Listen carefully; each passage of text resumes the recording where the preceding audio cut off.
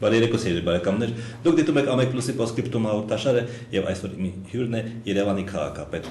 Կարեն Կարապետյանը։ Բարև ձեզ, պարոն Կարապետյան։ Պետք է ասել, որ ամենաշատը այս հաղորդաշարի ընթացքում ձեզ են հարցերը ուղղված եւ ես կաշխատեմ այդ բոլոր հարցերը խմբավորեմ մի տեսակ եւ ձեզ մատուցեմ։ Շատ են հարցերը մետրոյի թանկացման այդ ամենավերջին իրադարձությունն է եւ ասում են, որ աշխարհի բոլոր երկրներում մետրոն դոտացիայի վրա է այնուամենայնիվ։ Ինչու դուք չեք կարող այլևս պահել այդ դոտացիան, որը կա։ Մետրոն մեզ մոտ է դոտացիայի վրա։ Մենք դոտացիան չենք վերացրել։ Այսօր մենք ներկայացրել ենք մի քանի թիվ, որ մեր վրա նստում է 160 դրամ մոտավորապես մեկ ուղևորը, եւ ընդ որում 160 դրամը օպտիմալ անհրաժեշտից շատ ավելի ցածր է։ Ելնելով դրանից եւ հաշվարկելով մեր հնարավորությունները, մենք հաշվարկել ենք, որ ուղևորից պետք է գանձենք 100 դրամ, որպեսզի կարողանանք մետրոն անխափան պահել։ Ինձ թվում է բոլորին էլ պարզ է, որ քաղաքապետարանը մեծ հաճույք չի ստանում նրանից, որ մեր բնակիչների համար ստեղծում է ավելի բարդ պայմաններ, բայց մենք ունենք վտանգ մետրոն կորցնելու, մեկ, երկրորդը, կառավարությունը վարկային միջոցներ ներգրավելով, որպեսզի մետրոյի անվտանգությունը ապահովել, պարտավորություն է վերցրել ժամանակին իր վրա, որ միջոցը լինելու է սակագինը,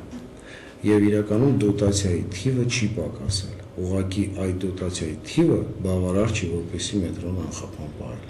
Կլինի 100 դրամ եւ կլինի էլի դոտացիա։ Միանշանակ։ Ես ամեն օր անցնում եմ Դավիթաշենի կամուրջով եւ տեսնում եմ, որ այդտեղ առանձնապես այս աշխուժ չի աշխատանքը, հա, մի քանի начальник, մեկ բանվորի վրա եւ կարծես թե նստած են։ Ինչ որ ժամկետներ կան, որ այս մասը, հա, հիմա աճ մասն է, վերջանա, հետո ձախ մասը, այդ գրաֆիկ կա, այդպես թե չկա։ Բոլոր շինարարական աշխատանքների համար ժամկետ կա։ Հիմնականում բոլոր ժամկետները օգոստոսի վերջը, հաշվի առնելով ամառվա պասիվ ամիսները, մենք փորձում ենք այնպես իրավիճակ ստեղծենք, որ սեպտեմբերին եւ 20-ամյակի տոնի կապակցությամբ եւ ընդհանրապես երբ որ դպրոցներ, բուհերը սկսում են աշխատել, որպեսզի մինիմալ անհանգստություն պատճառենք, իհարկե ժամկետներ կան եւ շատ կոշտ եւ հետեւողական հետեւելու են դրա։ Ամբողջությամբ երբ է ավարտվելու։ Կարծում եմ օգոստոսի 30-ին կոնկրետ կամուրջի ժամկետը չեմ հիշում պայմանագրի, բայց հիմնականում դրված կա այդպիսին էր։ Այսօր որոշում են ընդունել աղբականությունը դարձնել 400 դրամ, ավտոկայանատեղի համար 300 դրամ։ Արդյոք դա նշանակում է, որ ամեն տեղ հիմա կան, հա, հարյուրավոր ստայանչիկներ։ Հիմա այդ ստայանչիկներին մենք պետք է վճարենք 300 դրամ։ Ոչ։ Նախ այդ ստայանչիկները եւ իրենց գները քաղաքապետարանի կողմից չեն կարգավորվում։ Երկրորդը աղբանության եւ ավտոկայանատեղերի համար օրենքները, որը մենք ընդունել ենք, այնտեղ գրված է մաքսիմալ գինը։ Ճիշտ ասած, ես համարում եմ, որ օրենքների մեջ գները պետք է գրված չլիներ, օրենքների մեջ պետք է գրված լինի մեխանիզմը, ինչպես է գնագոյացումը կատարվում, որտեղ այսօր դրամը 375 դրամ դոլար է, վաղ մյուս օր փոփոխվելու է, եւ եթե փոփոխվում է, ապա մենք ստիպված ենք լինելու օրենքի մեջ փոփոխություն անել, այլ ոչ թե այն մեթոդիկան, որը որ կհաստատենք։ Եվ այդ գները մաքսիմալն էր գրված։ Իսկ այդ օրենքը մենք ստեղծել ենք ոչ թե այսօրվա ավտոկայանատեղերի համար, այլ հենց այս օրերին մենք ստորագրել ենք Սվարկո ընկերության հետ պայմանագրեր եւ պարկինգը ընդհանրապես լինելու է ոնց որ բոլոր ամբողջ աշխարհում։ Հիմնականում այդ պարկովշիկներ ասածները չեն լինելու է մեքենա, որի հետ բնակիչ ավտոմոբիլ։ Եվ դա մաքսիմալ սակագինն է, որը որ կարող է լինել, դրանից ավել չի կարող լինել։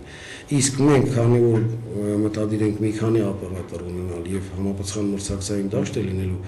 փաստ չի, որ այդ գինը կլինի, ավելին ես վստահ եմ, որ այդ գինը չի լինի։ Այ ամեն մայթի վրա, ասենք թե գրած է, հա, Կասյան փողոցում ենթադրենք։ Այս մայթը տրված, մայթը չէ, փողոցի այս մասը տրված է վարձակալությամբ։ Ում է տրված վարձակալությամբ, ով է տվել այդ վարձակալությունը։ Ну, նախ եւ առաջ ասեմ, մենք վերջերս ռեալ վարձակալության պայմանագրերը, այսպես ասեմ, ռեանիմացիա են կարել, որտեղ պայմանագրեր չկար եւ շատ դեպքերում պարկովշիկները առանց հիմք էին։ Մենք մինիմումը ինչ արեցինք այսօրվա օրենսդրական դաշտում, բոլոր այդ պարկովկաները, որոնք որ կան, մենք պահանջեցինք, որ իրանք վարձակալության գումարները գոնե վճարեն, որտեղ շատերը դա էլ չէին վճարում։ Իսկ օրենքը ընդունելուց հետո եւ համապատասխան պայմանագրեր կնքելուց հետո այդ դաշտը կկարգավորվի։ Մի քանի տարի առաջ հարցնում է հեռուստադիտող Ալեքսանդր Ծատուրյանը։ Մի գործով ամերիկյան մի քաղաքապետարան մտա եւ այնտեղ վախվորած ծեծեցի դուռը եւ այնտեղ ասեցի կարելի է մտնել եւ չինովնիկ ասեց իհարկե եթե գրած է որ չի գրած որ չի կարելի մտնել իհարկե կարելի է մտնել մեզ մոտ այդպես չէ գրում է հեռուստադիտողը երբ է մեզ մոտ վերադառնալու այդ ռազմական վիճակը մեր քաղաքապետարանում եւ մնացած շատ պատկան մարմիններում շատ պատկան մարմիններում չգիտեմ քաղաքապետարանում կարծում եմ ռազմական վիճակ չկա նախ եւ առաջ մենք բոլոր եւ արչական շրջաններում եւ քաղաքապետարանում ունենք մեկ պատուհան գաղափար Բացի դրանից այսօրվա թիմը մաքսիմալ փորձում է հետադարձ կապը բնակիչների հետ ապահովել տարբեր ձևերով, այդ թվում Facebook-ով եւ չգիտեմ դուք տեսել եք թե չէ, ես Facebook-ով բազմաթիվ կարծիքներ եմ լսում եւ որովհետեւ ռազմական իրավիճակ չկա։ Այլ խնդիր է, որ մենք շատ ավելի թափանցիկ եւ բաց պետք է աշխատենք եւ մեր կառավարումը պետք է ավելի համակարգված լինի եւ այդ նույն մեկ պատուհանը պետք է ավելի կոմֆորտային լինի, մենք այդ ուղղությամբ աշխատում ենք։ Ճիշտ է համարում, որ օպերայի շուրջ ավտոկանգարը լրիվ արգելված է եւ դա հնարավորություն է տալիս այդ տակի կանգառներին փող աշխատելու։ Ну գիտեք ինչ, կարելի է եւ այդպես մեկնաբանել, կարելի է եւ ոչ այդպես։ Նախ եւ առաջ մենք այս երկուշաբթի օրը փոխել ենք համապատասխան հրահանգը եւ 10-ից 11-ը թույլ ենք տվել օպերայի կողքի կառույցներին իրենց մատակարարման գործընթացը ապահովել, այսինքն 10-ից 11-ը կայանատեղ լինի, համապատասխան հումքը, ջուրը եւ այլն, բոլոր սրճարանները տեղափոխեն, իսկ ամբողջ աշխարհում կան տեղեր, որտեղ կայանատեղերը արգելված են։ Կարելի է մեկնաբանել, որ արգելել են, որպեսզի պարկինգը աշխատի, բայց կարելի է ոչ։ Եվ որովհետեւ մի երկրում այդպիսի մեծ խնդրեմ չկա, որ եթե դու ուզում ես գնաս մի ռեստորան, չես կարող կայանատեղել իր կողքը մի 100 կամ 200 մետր են կողմ ես գնում, մենք սովորել ենք, եթե չէ, ապա գնում ենք մեկ այլ ռեստորան։ Կա սովորել։ Քաղաքը, մեծ քաղաքը ունի համապատասխան սահմանափակումներ։ Արմեն Արմենյանը հարցնում Մի հարցը վերաբերում է խցանումներին եւ նոր կառուցվող շենքերին։ Հետևելով անօգուտ աշխատանքներին խցանումների ուղղակիորեն ես սկսում եմ մտածել, որ այդ հարցի լուծումը Երևանին նախատեսված չէ այդքան բնակչության համար։ Երևանը նախատեսված է այսքան բնակչության համար։ Էլիտար շենքերի կառուցման պատճառով խցանումների մասին է հարցնում հեռուստադիտողը։ Ընդհանրապես շատ քաղաքներում է ցավոք սրտի տրանսպորտային խնդրի լուծումը մեկ քայլ հետ քաղաքաշինությունից եւ երբ որ խնդրեմը չի առաջանում այդ խնդրեմի մասին չեն մտածում ես հաճախ եմ օգտագործում այդ բառը ասում ինչ տարբերություն հմուտ եւ խելոք մարդու միջեւ ասում խելոք մարդը կամայական իրավիճակում ելք գտնում է հմուտ մարդը այդ վիճակի մեջ չի գնում հիմա կկարողանանք մենք հմուտ կառավարում անենք որ կանխատեսենք բոլոր խնդիրները որոնք առաջանում են մենք փորձելու ենք ինչ վերաբերում է խցանումների դեմ պայքարը մենք արդեն սկսել ենք ճիշտ է հիմնական այդ խնդրի լուծումը նոր երթուղային ցանցն է, որի մասին հայտարարել ենք եւ կարծում ենք բավականին խելոք ցանց ենք ունենալու սեպտեմբերին, որից հետո մրցույթ ենք անցկացնելու, որի հիմնական դրամաբանությունը հետեւյալն է. միկրոավտոբուսներից անցնել ենք միջին եւ մեծ ավտոբուսների, համապատասխան լարվածությունը փողոցների իջեցնելով, բայց բացի դրանից մենք այսօր արդեն տրամադրված ենք սեպտեմբերի 1-ից ժամանակային գրաֆիկը փոխել 8:30-ից սկսած մանկապարտեզները, դպրոցները 9-ին աշխատանքը, 9:30 բուհերը եւ ամառվա ընթացքում եթե տեսնում եք առավոտվա խցանումները այնպեսին չեն զուտ այդ դաշտը ինչ որ ձևի պակաս լինելու պատճառով։ Այսինքն կան ադմինիստրատիվ միջոցառումներ, որոնք որ ժամանակավոր լուծումներ են տալի եւ կան ստրատեգիական լուծումներ, երթուղային ցանց, դրամաբանություն, փիլիսոփայություն, որը որ պետք է փոխել։ Իսկ ճանապարհաշինությունը իհարկե պետք է կանխատեսել քաղաքի զարգացման հետ, որպեսզի նման խնդիրներ չառաջանան։ Կարելի է ընդհանրել, որ մետրոպոլիտենի ուղևորցի թանկացումը հնարավոր կդարձնի մոտակա ապագայում քաղաքային մետրոյի ցանցի ընդլայնմանը։ Ոչ ցավոք սրտի, որտեղ մետրոպոլիտենը ամենաթանկ հաճույքն է։ 50 դրամը, որը որ կա, ինքը չի հոգում իր ընթացիկ խնդիրները։ Պայմանական շատերը գրում են Դավթաշեն, եւ շարունակությունը, որպեսզի պատկերացնեք ինչ թվերի մասին է խոսքը, $250 միլիոն։ Այսինքն կա ստանդարտ 1 կիլոմետր մետրոն ինչ արժե։ $250 միլիոն մենք կարողանանք դա անել։ Մենք նկատի ունենք պետությունը։ Դա նույնիսկ քաղաքի խնդիրն էլ չի, որտեղ քաղաքի մոսկոլով չի։ Ինչ խոսք մետրոյի։ Այսինքն մետրոյի վարձերից հաստատ նոր կայաններ չեն կառուցվել։ Միանշանակ։ Մետրոյի վարձերից մենք իր ընթացիկ ծախսերը չենք կարողանում հոգալ, մենք դոտացիա ենք անում։ Դա աղբյուր չի կարող հանդիսանալ դրան։ Ես բազմիցս ձեր Facebook-ում տեղադրել եմ ձեր էջում, հա, ինչպես արդեն ասացիք, դուք էջ ունեք Facebook-ում, Դավիթաշենու կանաչ տարածքների հաշվին ավտոտնակներ, շենքեր կառուցելու, Կոմիտասում նույնպես։ Ինչ երբ է դրա վերջը տրվելու, հարցնում է Սուրեն Սարգսյանը։ Սուրեն Սարգսյանին կպատասխանենք, դրա վերջը տրված է։ Մենք որևէ կանաչ գոտում այսօր շինթույլտվություն չենք տվել։ Այլ խնդիր է, որ նախկինում կամ ինչ-ինչ պատճառներով եւ օբյեկտիվ եւ սուբյեկտիվ պատճառներով նման թույլտվություն է եղել։ Ոնց պետք է լուծենք։ Պետք է նախ գիծ քաշենք, փորձենք այսօր դա չանել եւ հետագայում արդեն առարկայական յուրաքանչյուր դեպքը քննարկել եւ լուծում տալ։ Ես իմ հարցերը դեռ չեմ տալիս, դեռ հեռուստաահաղորդողների հարցերն են։ Նարեկ Տոնոյանը հարցնում է. ժամանակին Երևանի քաղաքապետարանի ենթակայությամբ գործում էր բարձրակարգ կամերային նվագախումբ։ Արդյոք գնահավոր չէ այն վերակենդանացնել։ Ընդհանրապես գիտեք, երկակի կարելի է մոտենալ դրան։ Մունիցիպալ իշխանությունը կամ մենեջմենտը պետք է դրանով զբաղվի, թե ոչ։ Իմ կարծիքով դրամաբանական կլինի, որ դրանով չզբաղվի մշակույթի նախարարությունը, որտեղ մենք չենք կարող ամեն ինչով զբաղվել պրոֆեսիոնալ։ Բայց ժամանակ առ ժամանակ, երբ որ ինստիտուտները կայացած չեն, լուծումները լինում են սենց ժամանակավոր կամ միջև կանոնակարգելը։ Չեմ մտածել դրա վերաբերյալ։ Ձեզ գրում է Գայի 31 շենքի բնակիչները, մեր շենքի դիմացի այգին այս պահին ոչնչացնում է, առանց շինթույլտվության կատարվում են շինարարական աշխատանքներ։ Կարող եք դա մեկնաբանել։ Եթե որ այգին է։ Գայի 31 շենք։ Եթե վիշապների այգին է, մենք այնտեղ դադարեցրել ենք եւ հայտարարել ենք, որ այս պահին գլխավոր ճարտարապետի բլոկում քննարկվում է ինչպես լուծում տալ, որպեսզի բնակիչների շահերը պահպանելով նաև կառուցապատողի հետ ընդհանուր լեզու գտնել։ Հարցս վերաբերվում է Գագիկն է հարցնում, հարցս վերաբերվում արդարադատության նախկին նախարարության շենքին, ինչ ճակատագիր է նրան սպասում։ Մենք այս պահին բանակցում ենք պոտենցիալ ներդրողների հետ, որպեսզի հասկանանք ինչ բախտ է նրան սպասում։ Այսինքն դա լինելու է էլի արդարադատության նախարարը, թե ինչ որ մասնավոր ընկերություն դա վերցնելու է ինչ որ բան։ Մասնավոր ընկերություն վերցնելու է, որպեսզի կառուցապատի դրա հաշվին համապատասխան արդարադատության նախարարության համար տեղ եւ աշխատատեղ ստեղծելու օֆիս։ Միքայել հարցնում է, կենտրոն համայնքում եւ ընդհանրապես ամբողջ մայրաքաղաքում ինչու չեն տեղադրում այսպես կոչված պարկած ոստիկաններ։ Ասֆալտի է բանը։ Ես հասկացա, բայց փաստ չի որ դա պետք է ամբողջ քաղաքում։ Շատերը դրանից դժգոհ են։ Ասում է պարոն Աբրամյան, ինչու եք հարցերս խմբագրված տալիս։ Եթե ես խմբագրված չտամ, ես ամբողջ բանը կծախսեմ ձեր այդ հեռուստաահաղորդողների հարցերը կարդալու վրա։ Հարգելի քաղաքապետ, երբ են շահագործումից ընդհանրապես ոչ թե մասնակի դուրս գալու գազել մագնիշի երթուղային տաքսիները։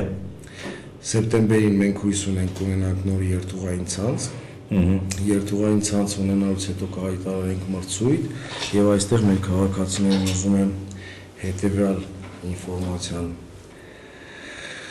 տեղեկացնեմ։ Նախ եւ առաջ ես հայտարարել եմ, որ մոտակա ապագայում տեսանելի ապագայում մեր ամբողջ փիլիսոփայությունը տրանսպորտի մեջ լինելու որպեսզի սակագինը չփոխվի։ 100 դրամ սակագինը ցավոք սրտի գուցե եւ ծախսափակ չլինի, որպեսզի մեր պոտենցիալ գործընկերները ներդրումներ անեն, միջին եւ մեծ ավտոբուսներ բերեն։ Մենք փորձել ենք երթուղային ցանց այնպես կառուցել, որ բիզնեսը տրամաբանական լինի, որ շահագրգռված լինի գումարներ դնելու։ Եթե չէ, ապա մենք գնալու ենք լրացուցիչ սուբսիդավորման։ Ինչպիսի ցանց կլինի, կշահագրգռենք մեր պոտենցիալ ներդրողներին, թե ոչ։ Շատերը հարց են տալի, դուք հայտարարել եք, որ տրանսպորտում բարեփոխում է լինելու։ Ինչի ավտոբուս չկա։ Ավտոբուսը գին ունի, ռիսկ ունի, տրամաբանություն ունի եւ այնպես չի որ կախարդական փայտի կխփենք եւ վաղը 200 ավտոբուս լինի։ Եվ որպեսզի մենք ողջևորենք եւ շահագրգռենք մեր գործընկերներին, այդ թվում գործող այսօրվա տրանսպորտային ընկերություններին, մենք հայտարարել ենք, որ մենք քաղաքապետարանը 200 ավտոբուս է բերել Չինաստանից եւ դրանով հաստատում ենք, որ շատ վճռական եւ հետեւողական ենք լինելու այդ ուղղությամբ եւ իրենց էլ ենք առաջարկել, որպեսզի իրենք իրենց տրանսպորտը փոխեն։ Առաջարկել ենք որպես գործընկեր մեզ, այսպես ասեմ, առաջի գիշերվա իրավունքն է տալիս իրենց, եթե ուզում եք փոխեք, եթե չէ, գալու է մեկ այլ օպերատոր միջին եւ մեծ ավտոբուսով։ Նենց որ կարծում եմ մեզ այստեղ եթե մենք ճիշտ ցանցը կառուցենք, կունենանք որոշակի հաջողություն։ Ես ճիշտ հասկացա, որ այդ ավտոբուսների գինը կլինի ոչ 100 դրամ, ավելի շատ։ Ոչ, կլինի 100 դրամ։ Մենք փորձում ենք ցանցը այնպես անել, որ 100 դրամով տեղավորվեն։ Եթե չեն տեղավորվում, իսկ դրա հավանականությունը բավականին բարձր է, ապա մենք պակասը կսուբսիդավորենք։ Հարավ Արևմտյան թաղամասի Օհանյանի 28 բակի ավտոպատման հարցը հուզում է բնակիչներին։ Ինչու չի ասֆալտապատվում։ Ես այս բանին պատրաստ չեմ, իրենք կարող են Facebook ուղարկել եւ մենք կպատասխանենք վերադառնալով նախկին հարցին։ Ես կուզենամ անպայման մեր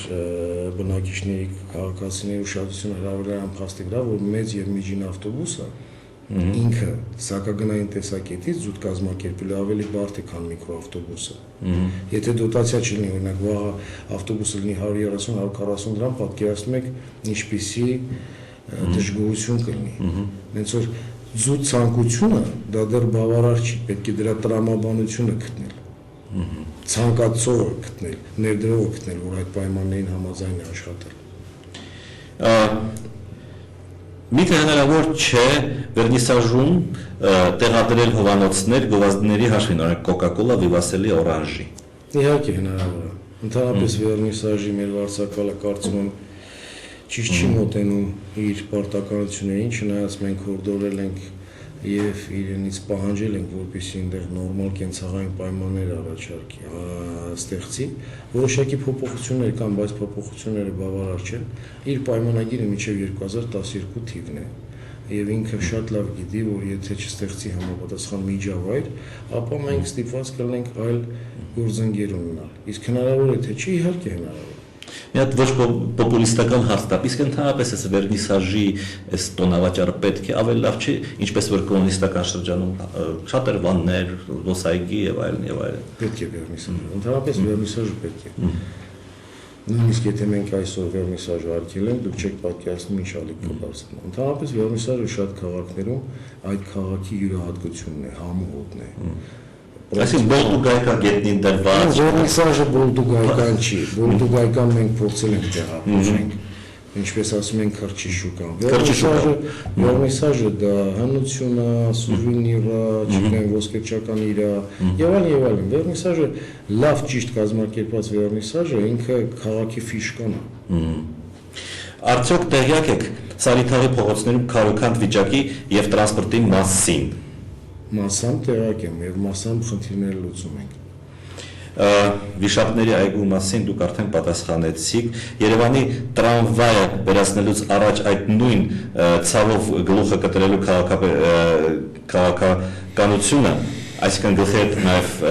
ցավի հետ գլխացավի հետ նաև գլուխն է կտրել։ Տրամվայի վերաբերյալ մի խոսքով։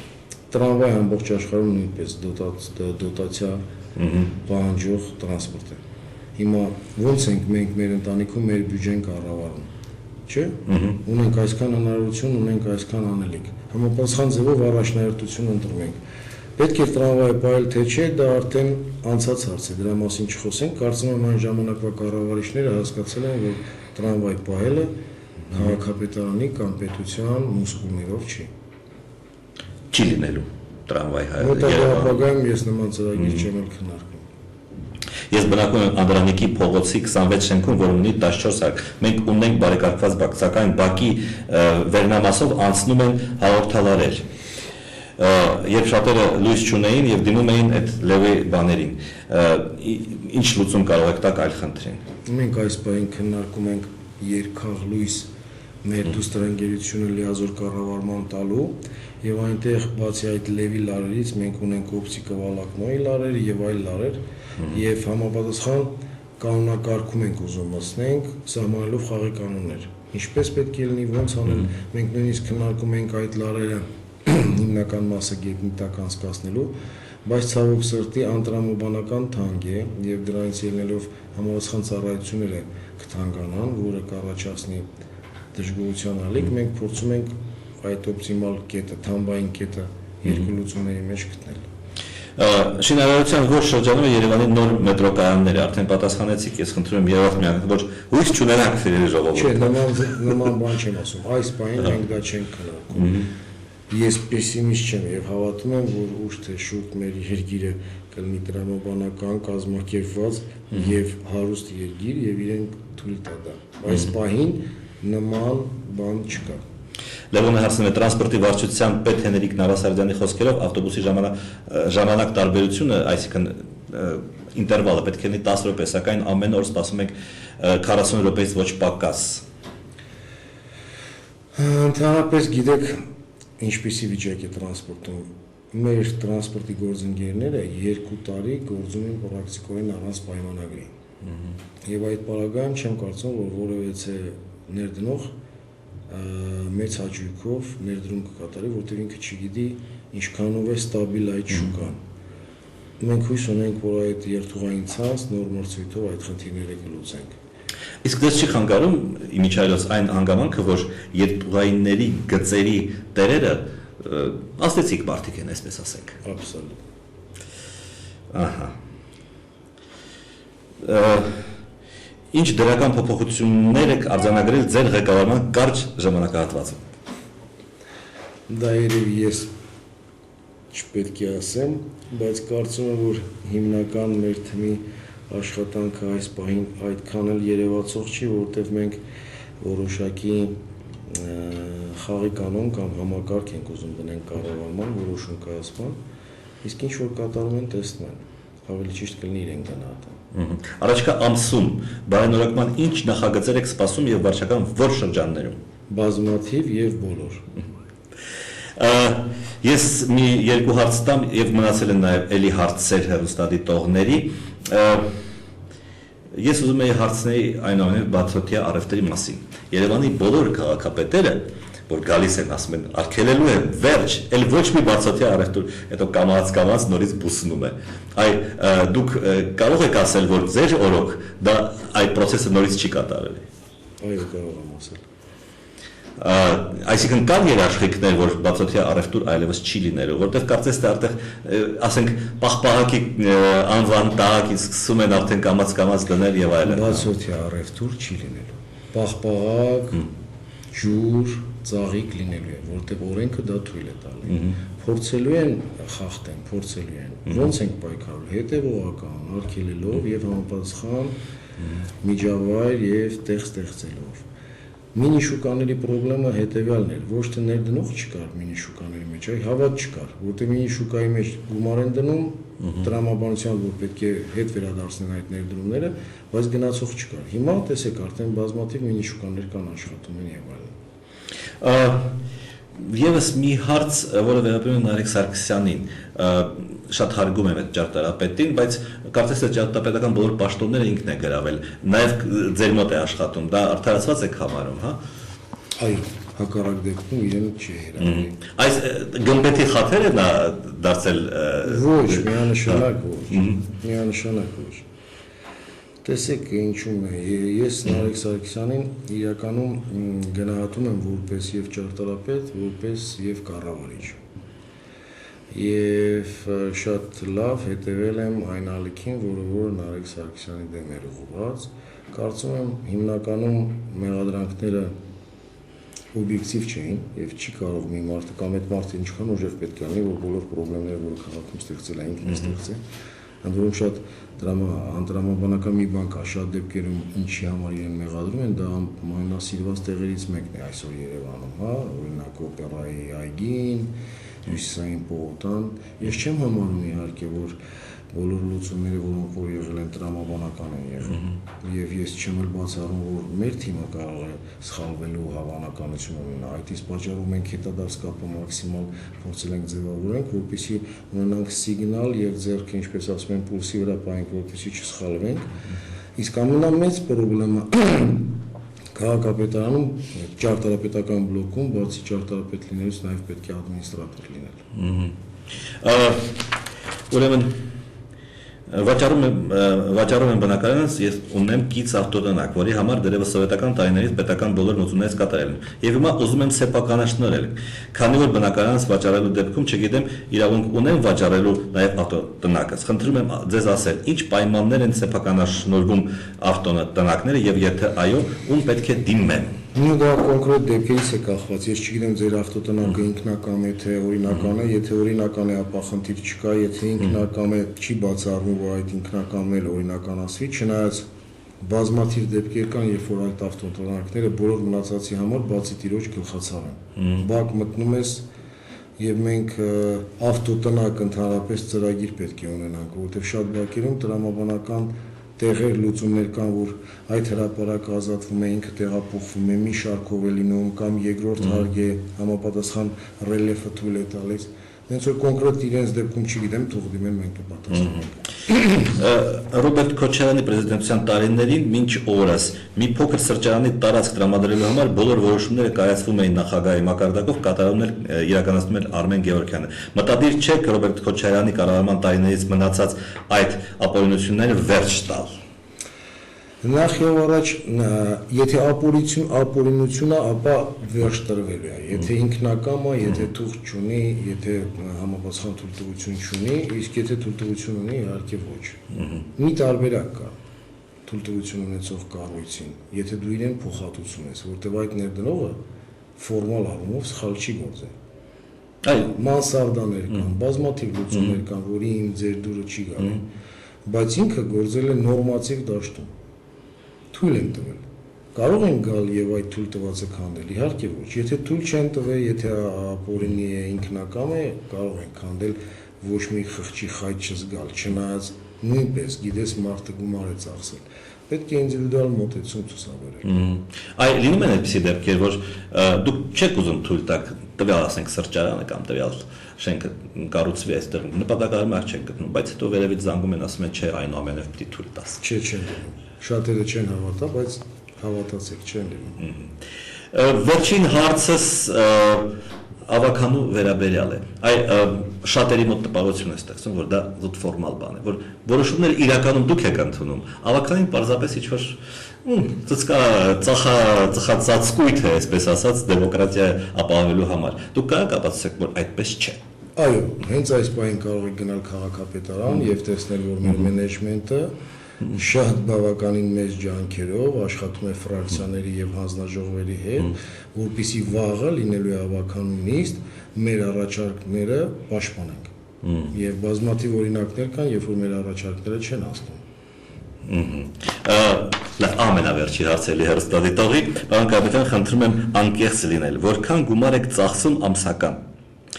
Եվ որևէ երբ է պատկերացրեք, որ ամսական հնարավոր է ապրել 35,000 դրամով։